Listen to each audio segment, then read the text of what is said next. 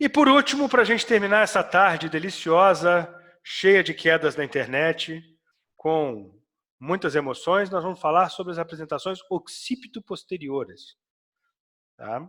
É mais uma chuva de cesarianas, mas é só para a gente entender o que pode causar esse trabalho de parto em ficar lento. Alguém mandou alguma coisa no bate-papo. O que foi? Travou de novo? Para mim tá normal. Aqui tá normal também. Normal. Ai, Jesus, não faz suspense. Aqui também. Tá, beleza, então. Então vamos continuar. As posteriores, então, são aquelas onde o occipital, ele em vez de rodar para anterior para nascer, ele roda para posterior. Tanto que é muito comum a gente dizer, quando alguma coisa dá errado, os obstetras, né, uma gíria de obstetra, né, a gente dizer assim, e aquele churrasco vai acontecer? Aí alguém diz assim, rodou para posterior. Rodou para posterior significa que não vai rolar, não vai acontecer. Tá? O Canavês adora falar isso. Então, o que acontece? Olha só, a gente tem as occipito-posteriores persistentes. Ou seja, você tem a insinuação, ele desce em transversa, só que ao invés de rodar para anterior, ele não desceu em transversa, ó, faz de conta que eu tenho aqui, ó, os dois occipitais, eles estão descendo, né? Os dois parietais, desculpa, eles estão descendo. Tá? Eles vão descer como? Em transversa. Vai descer em transversa, vai rodar para anterior, depois vai rodar para OP, né, para occipito púbica, e vai nascer, não é isso? Se eu tenho eles dois aqui, e de repente eles fazem isso, eles rodam para trás. E quando eles rodam para trás, eles enfrentam um problema que é muito sério, porque assim como aquela apresentação de face, ela só nasce se ela conseguir fletir, a apresentação occipito posterior, ela não vai conseguir defletir para nascer. Então, você vai ter problema e uma chance muito maior de cesariana nesse caso. Então, o que você tem? A occipito direita posterior, a occipito sacra e a occipito esquerda posterior. A esquerda posterior é a mais complexa para... Desculpa, tanto a esquerda... Desculpa. A direita posterior e a esquerda posterior são complexas de resolução. A esquerda posterior, ela apresenta um ângulo maior se você for rodar para a direita, mas ele também pode rodar para a esquerda. Desculpa. Voltando do começo, olha só. A esquerda posterior, ela apresenta um ângulo maior se ela tiver que rodar para cá. Mas se ela rodar para lá, ela vai ficar mais fácil. Ou seja, se ela tiver que rodar para a esquerda da paciente, ela vai ter um ângulo muito grande para rodar. Se ela tiver que rodar para a direita da paciente, o ângulo para chegar no OP é menor. A OS já é a que é mais difícil, porque ela já está adaptada dentro da concavidade do sacro, e com isso você não vai conseguir fazer isso com a mesma desenvoltura. A OS geralmente ou ela nasce numa apresentação direta, ou você vai ter que indicar uma cesariana. Professor, eu não entendi a occipito esquerda posterior. Esse ângulo que o senhor falou que é maior para virar. Pensa nisso aqui, dentro desse... Peraí, deixa eu só...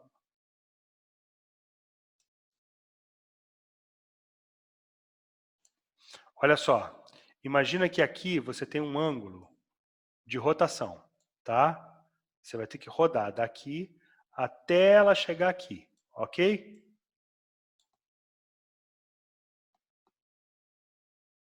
Então, esse ângulo... Eita ferro, tá difícil.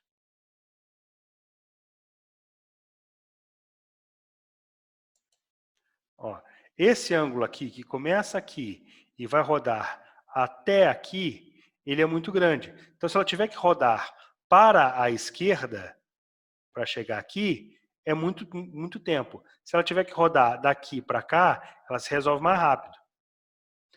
Aqui, geralmente, ela vai rodar para cá também. Já a OS, ela não tem muito para onde rodar. Ficou claro agora? Ficou, valeu. Ok. Então, deixa eu ver aqui. Vamos para o próximo. A evolução, então. A rotação dos tais 135 graus, ela é importante para esse caso. Então, ela tem que rodar 135 graus para chegar até o OP, tanto de um lado quanto do outro.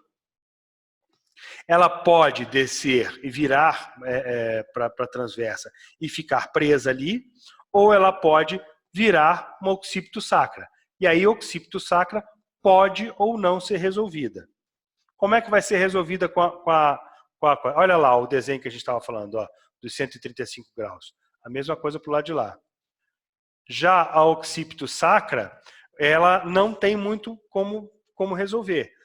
Existe uma forma, que é você aplicar um FOSP e tracionar a cabeça para baixo para que ela consiga sair, mas é uma intervenção muito agressiva de se fazer. O mais fácil é fazer o diagnóstico precoce e fazer a cesariana. Tá? Para as occipito posteriores, também existe a possibilidade de você aplicar um FOSP, que é específico para isso, que é um FOSP de Killand, que a gente não vai mostrar ainda nessa aula, mas ele é um FOSP que ele tem um mecanismo que a gente chama de chave e fechadura. Você encaixa ele e você roda a apresentação, então fica mais fácil de você fazer só a rotação. Bem, gente, chegamos ao final da nossa aula. A minha última dica da tarde de hoje, já que vocês estão de quarentena, não estão podendo ir para lugar nenhum, é que vocês leiam esse livro. É um livro que eu indico para todo mundo. Dá para ler em 2, 3 dias, ele é muito fácil de ler, é uma literatura muito simples, e ele se chama A Cidadela. Não sei se alguém já indicou para vocês lerem. E ele fala muito sobre a carreira do médico, sobre as opções que a gente faz durante a carreira de médico, e sobre como a gente, apesar de ser um filme de um livro da primeira metade do século XX, ele traz muitas coisas que são atuais em termos de relação de trabalho, exploração e um monte de outras coisas que são interessantes. Então, fica para vocês aí essa dica cultural.